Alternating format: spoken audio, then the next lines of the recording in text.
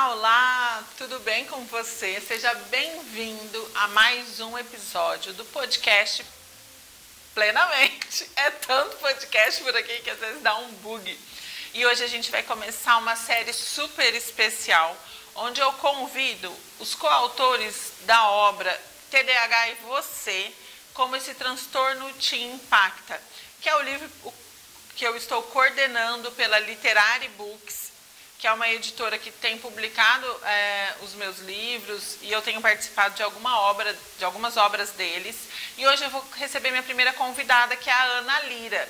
Ela é consteladora familiar, psicopedagoga, tem várias formações, e o capítulo dela no nosso livro é sobre como que é? Meu filho tem TDAH, e agora? É isso, Ana? Conta pra gente um pouquinho sobre, primeiro, quem é você, o que você faz, e depois sobre o seu capítulo.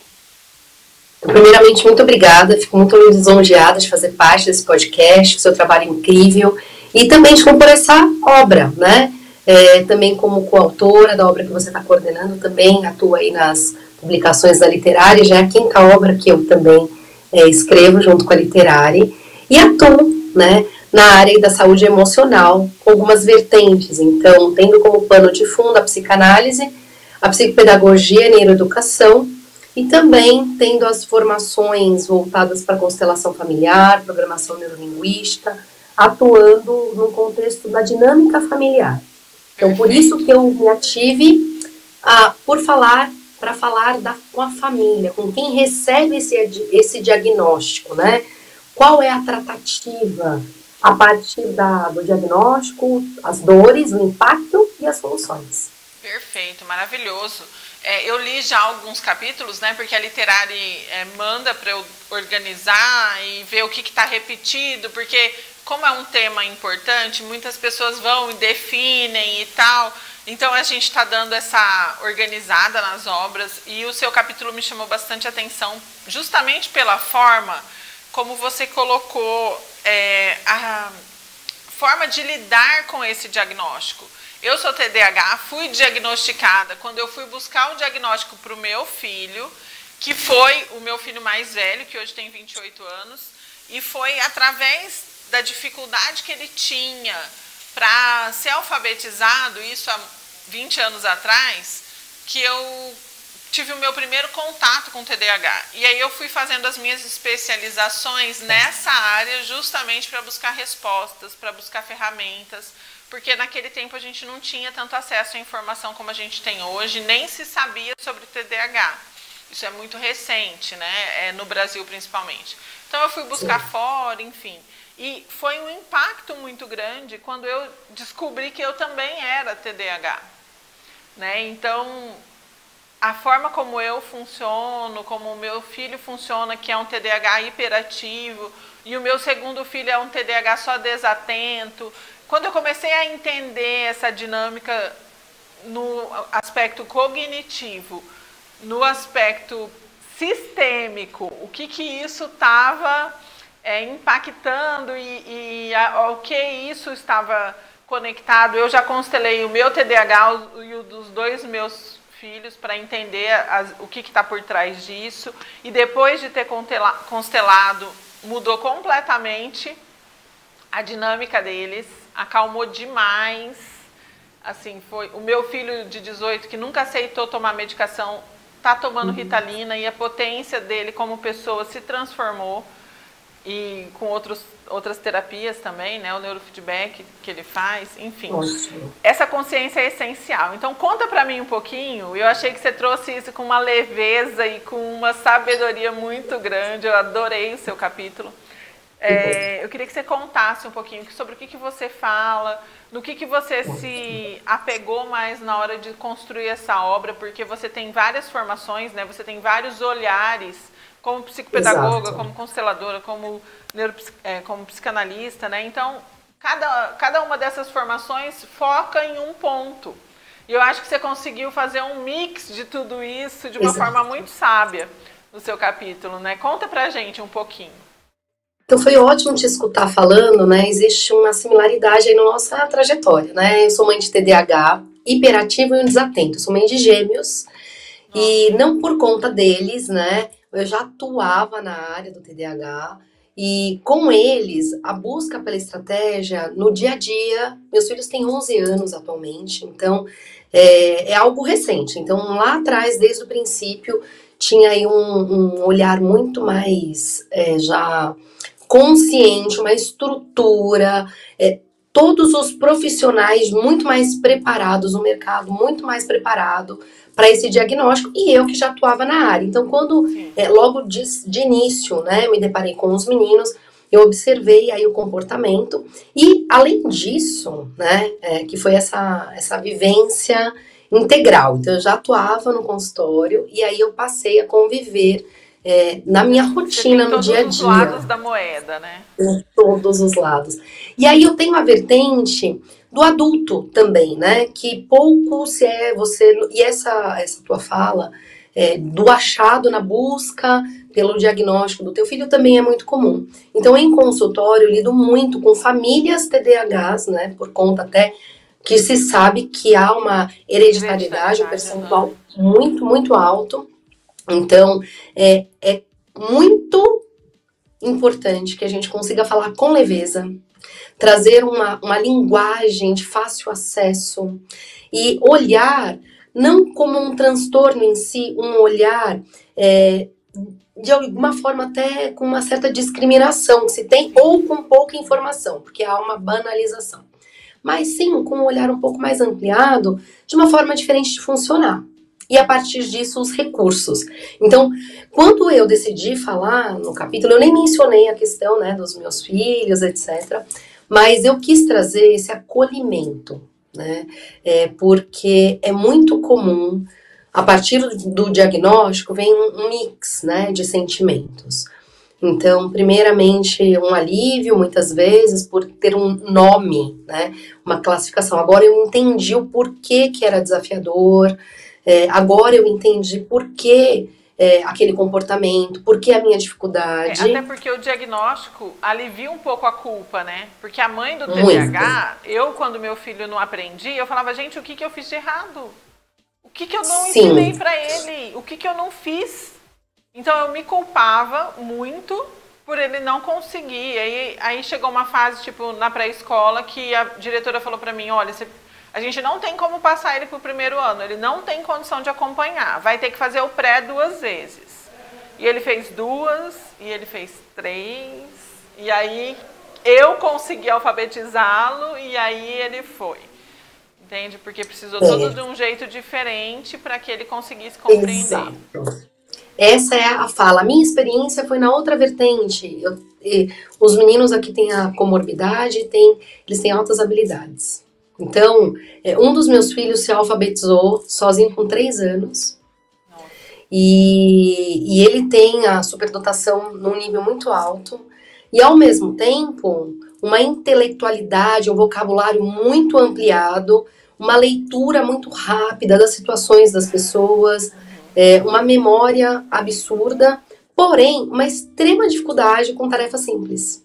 Então, esse gap, esse distanciamento entre a complexidade de uma criança e a dificuldade com tarefas simples, essa inserção com os pares, também é uma questão que eu convivia, né? Convivo ainda, né? Eles têm só 11 anos. Então, quando a gente fala desse universo, que ele é muito ampliado, aqui, né, na nossa fala, a gente está falando de 2 extremos. Mas os 2 vão, de alguma forma, trazer essa sensação de culpa ou inabilidade. Então, nós atuamos na área e, de alguma forma, a gente tem vantagem sobre isso. Um olhar mais ampliado, um olhar mais técnico, aonde buscar as informações. E no capítulo, a ideia é exatamente essa. Então, você não precisa ser da área, né? Não deve ser. Mas como eu posso ter informação, diminuir minha culpa, me acolher, entender que o nível de cansaço para os pais é outro, a dinâmica familiar, ela é outra, os recursos necessários para que você potencialize o melhor que está ali, né? Já está ali latente, mas para você acionar também são outras maneiras de olhar para a vida. Com certeza. Eu, quando li o seu capítulo, eu me senti sendo ferramentada, sabe assim? Paramentada para lidar com aquilo. Porque assim, eu tô com esse negócio de fone, não tá sendo bom para mim hoje. eu quis ler com um olhar de leigo. Tipo assim, se eu não soubesse nada sobre esse assunto, o que eu poderia tirar de melhor? E eu me senti assim, como se eu estivesse lendo um manual de como, foi essa a intenção. como funcionar como mãe. Foi muito legal. Fico muito feliz, e foi exatamente essa a intenção, né? A maternidade, eu trago muito um jargão, né? Teu filho não é um troféu, né?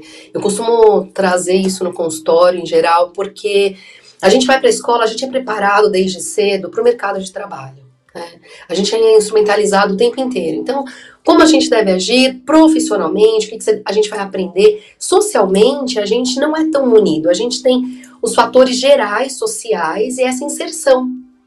Mas a gente não é instrumentalizado com a forma de se comunicar adequadamente. Aí vem toda essa estrutura, eu trouxe um pouquinho ali também da vertente da comunicação não violenta, que eu também atuo com essa linguagem empática, que é fundamental. A gente não aprende a nomear os nossos sentimentos, a gente não tem essa orientação desde cedo. A gente escuta sim, não, pode, não pode, isso não é bom, as pessoas não vão gostar disso, né? Essa fala é muito comum. Então, a gente termina se colocando numa caixinha para poder seguir aceito. Eu costumo dizer, né? São duas vertentes, a gente quer ser amado e aceito, ponto. Dependendo do núcleo que a gente está inserido, isso vai ser mais forte ou mais aceito, que a gente consiga ter mais espaço para a gente ser quem a gente é. E aí, quando a gente vai para a vida familiar, para a dinâmica, a gente se torna mãe, eu sei que tem uma questão das redes sociais, mas antes a gente tinha as revistas, né? A vida dos famosos ali expostas. E a gente enxerga um lado muito glamuroso. Se fala muito da parte boa, não se fala muito dos desafios da maternidade. Não se fala tanto dos bastidores. Agora a gente tem uma ampliação com as redes sociais, falando um pouco mais. E imagina, né, que com essa ousadia atual, as pessoas se expondo um pouco mais, elas contam um pouco da dinâmica da vida delas, e de repente, quando você tem ali toda uma expectativa diante da maternidade, quando você espera e já buscou todas as informações do que fazer, como agir, e de repente, tudo diferente. Não é nada do que você esperava, porque tem um lado espetacular, a maternidade por si só, mas tem um lado extremamente desafiador. E quando o seu desafio, você não consegue ter pares para trocar. Quando você, conversando com as suas amigas, com as outras mães, você percebe que o teu desafio é diferente, né? E aí você olhando para a tua realidade, quando você tem um diagnóstico, você percebe que, até eu mencionei isso no livro, no capítulo, você passa por um processo de luto, né? Que quanto maior, né, a tua estrutura, a organização, a expectativa de como vai funcionar, maior às vezes a frustração. E é um processo de luto mesmo, né? E o filho não vai estar nesse lugar. Então, inicialmente vem culpa, não sei o que eu vou fazer, e agora por onde eu começo? E se eu falhar, com quem eu conto, como eu conto? E vem esse medo da rejeição, né? Como mãe, como pai, como é que eu vou me colocar enquanto dinâmica de família? Tem um olhar muito desafiador, né? Social. Então, e as pessoas culpam as mães, né? Essa o pai é do meu questão. Filho falava pra mim, falava assim, né? Meu primeiro marido, ele falava muito pra mim, falou, mas você não senta pra estudar com esse menino, por isso que ele não aprende. Oh, gente, já fiz de tudo. Você sabe que assim, eu tinha colocado uma parte do capítulo falando exatamente um pouco dessa vertente da maternidade, né? Que geralmente é esse olhar. Eu tirei, porque ali eu incluí, porque eu tenho acesso a muitos pais que estão muito presentes ali também. Mas de uma maneira geral, a sociedade cobra a mãe. Então, pai, ninguém pergunta, cadê o pai, né? Mas cadê a mãe que não tá ali do lado? Então, existe essa carga muito densa em cima dessa mãe. E aí, quando a gente fala dessa diferença, desse luto, dessa questão toda de desconstrução, né, dessa maternidade, paternidade, eu gosto, reforçando, de trazer o jargão. Filho não é troféu. Então, muitas vezes, a competência, os pais se colocam ali, as mães principalmente, se o filho se comporta, se vai bem, se está seguindo o protocolo, o script, eu tô me saindo bem como mãe. E se ele não traz esse resultado, o que eu estou fazendo de errado? E ali, no capítulo, eu me ative a desconstruir isso, porque os filhos, eles são seres únicos, né? Isso independe. Quando a gente fala do TDAH, né, eu já falei 30 vezes, né? Uma fala comum, né? Eu falo 30 vezes com meu filho, mas é pouco. Você vai falar 80, tem que falar 90, 100. 100. E às vezes não vai ser suficiente. Na minha casa, imagina o cenário. E a casa Ó, também. eu sou TDAH, meu marido é autista, o meu filho mais velho é TDAH hiperativo, o segundo é só TDAH desatento, só, né? E aí eu tenho um que é hiperinteligente, não chega a ter altas habilidades, mas é hiperinteligente, mas inteligência emocional zero. E a menina mais nova que, por enquanto, é a única normal, vamos dizer. Então é um caos, é uma loucura. Porque assim, o autista, ele tem uma certa resistência com coisas que não saem como programado. Ele precisa de uma previsibilidade e tudo. E como manter isso na rotina de uma casa que tem 3 TDAH?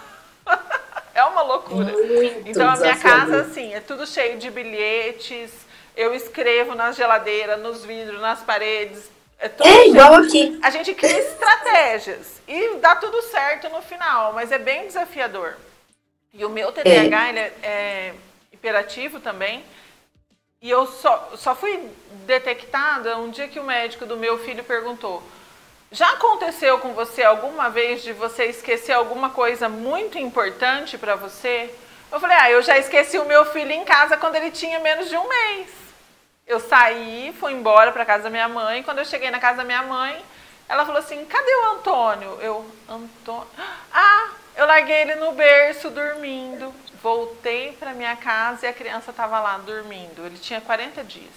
Então assim, eu esqueci que eu tinha filho. E é uma característica, E aí a gente né? vai puxando, assim, várias coisas, né? Enfim. Então, é muito desafiador lidar com tudo isso, né? Eu fui expulsa de 4 escolas quando eu era criança. Ninguém dava conta. Tamanha a minha hiperatividade. Né? Então... E é muito, muito bom, assim, essa troca, né? E esse livro, eu acho que ele tem esse olhar múltiplo. Eu quis trazer aí, realmente, essa soma dos saberes, né? Com um olhar de funcionamento. Mas eu gosto de ter não só a fala, né? Mas também as estratégias muito aplicadas ao dia a dia. Sim. Porque essa é a grande dificuldade. Então você vai, às vezes, receber um diagnóstico, né? Para dar conta. Não, e de forma simples, uma pessoa que pegue para ler e consiga pegar aquela informação e utilizar aplicar, agora. Né? Agora. Então, a aplicabilidade agora, a fala simples e ao mesmo tempo acolhedora. Que essa é uma questão que eu quis trazer muito, porque, de alguma forma, os pais, quando eles lidam com essa demanda, que muitas vezes, ali eu trago, né, de forma muito clara, é cansativo. Porque você tem o hiperativo, que às vezes não para, não tem pausas, tem poucas pausas, e aí tem os altos e baixos. Então eu tenho a hiperatividade e depois eu tenho um processo onde essa perda de energia é muito grande, e aí há essa ociosidade ali mal vista, e que às vezes pode até acessar uma depressão, sim, etc., com todas as comorbidades, como a ansiedade também, que vão fazer parte. Imagina o cansaço, você como uma TDAH estudiosa, mesmo assim passando com os desafios, tem essa informação. Agora imagina os pais que não têm essa informação, e o que eu lido muito na prática é a negação. Né? Negação principalmente dos homens. Em geral, os pais têm uma tendência a uma negação. Legal, né? Por uma questão cultural. Ou a banalizar também, né, Ju? Desculpa, Ana. Tipo... Não, isso não é nada, isso é frescura. Muito, né? Comum.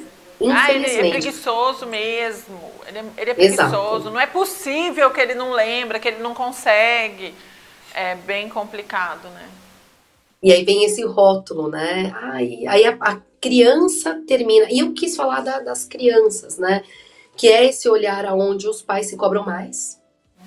Esse momento onde há ainda a responsabilidade, toda a possibilidade de gerar os melhores recursos possíveis, E lembrando que o melhor recurso, né, é o que está ao alcance para potencializar e entender que seguiremos ali com novas estratégias.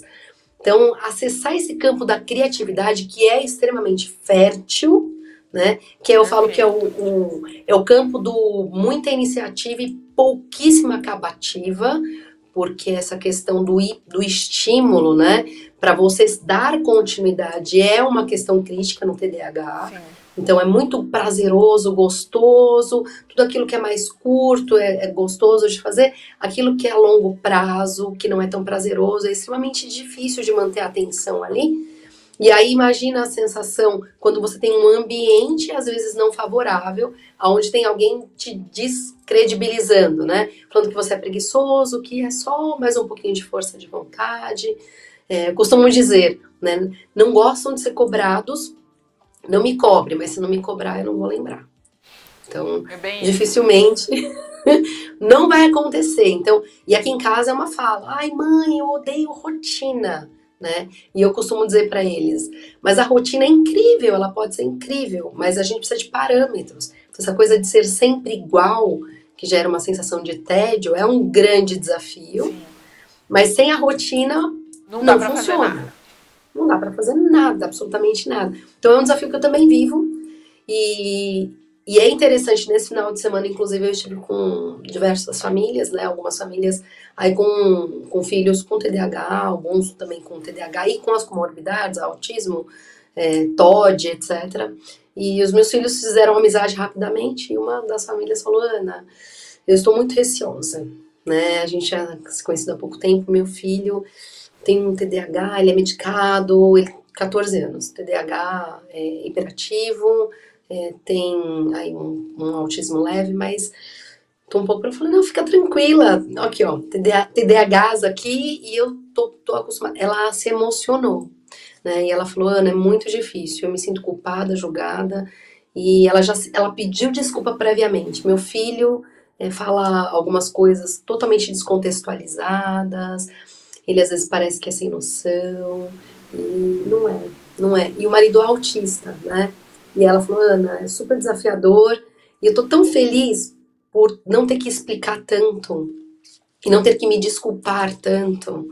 Então, também tinha sido uma vertente no meu capítulo, né, que a gente, desde cedo, a gente deve aprender sobre nós mesmos, inicialmente, a não pedir desculpa por quem a gente é.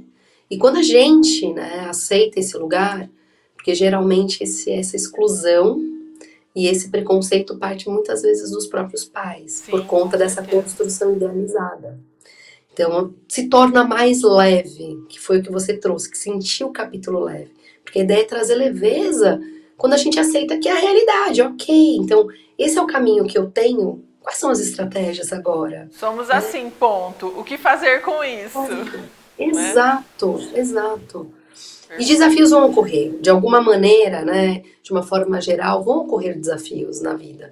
Mas aí, quando a gente fala TDAH, a gente fala da pouca instrumentalização do entorno, as escolas não estão preparadas, de fato, eu não sei, é essa sensação, né, não estão preparadas, então, para quem não tem tanta informação, se instrumentalizar é fundamental para até levar a orientação para as escolas, né? Então, tem escolas que são muito parceiras, pelo menos as escolas aqui são muito parceiras. Eu moro na Grande Aviana, em Cotia, em São Paulo. Então, eu atendo muitos adolescentes aqui de quase todas as escolas, eu tenho contato com os coordenadores.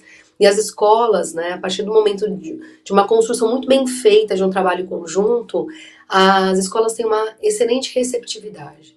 Então, eu também atuo fazendo a capacitação dos profissionais da área da educação aqui.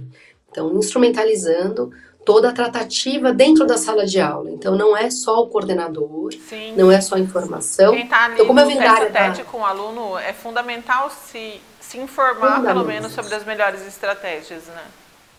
Fundamental. Então, não tem... os profissionais que buscam formação por conta terminam sendo instrumentalizados, mas geralmente não tem essa instrumentalização. Então, eu faço a formação, tenho parceria com algumas escolas, e aqui, de outros estados e de outras regiões, para a capacitação dos profissionais, para entenderem qual o funcionamento, quais são as melhores estratégias para lidar com essas crianças e adolescentes, sem que haja um olhar rotulando, né? Se cria um estereótipo, né? Também. Então, até porque mesmo sendo TDAH, cada um vai funcionar da sua forma, né? Não tem uma receita de bolo, né? E eu acredito que tem um outro olhar que eu trouxe também, que é o cuidado para não ocorrer a vitimização. Então, esse é um cuidado, né, que muitas vezes se deixa de extrair o melhor, de acessar essa potência, por se apoiar no rótulo TDAH. Eu também trago isso que não é um limitador, ele é um balizador, ele é apenas um norteador. Uma informação para que a partir dali você entenda que serão necessárias novas estratégias e a gente vai ter novos recursos para serem utilizados. Então, porque a vitimização pode fazer com que aquela potência ali deixe de ser... de aflorar, né? Não. E não dá para fazer isso, né? É desnecessário. E a ideia é que a gente consiga desconstruir, né, essas caixinhas que tanto a gente é colocado para você pertencer socialmente. Então, e eu acredito que o TDAH ele traz aí esse convite aí, um olhar de constelação, né, para desconstruir muitas coisas socialmente falando. Muito bom.